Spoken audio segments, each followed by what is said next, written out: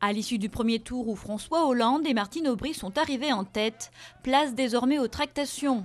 Objectif pour les deux camps, attirer les électeurs d'Arnaud Montebourg, arrivé troisième du scrutin. Manuel Valls a annoncé qu'il appelait à voter Hollande. Ségolène Royal ne s'est pas encore prononcée. 24 morts et plus de 200 blessés dimanche dans des affrontements entre Coptes, les chrétiens d'Égypte et forces de l'ordre au Caire. À l'origine de la protestation, l'incendie d'une église au sud du pays. Ce sont les violences les plus meurtrières qu'ait connues l'Égypte depuis la chute du président Moubarak. La Belgique et la France signent l'acte d'essai de Dexia. La banque a accepté la nationalisation de son entité belge et la création en France d'une nouvelle banque dédiée aux collectivités locales. Une bad bank devrait être mise sur pied pour isoler les actifs à risque. Le Nobel d'économie décerné à un duo d'Américains. Thomas Sargent et Christopher Sims ont été récompensés pour leurs recherches en macroéconomie.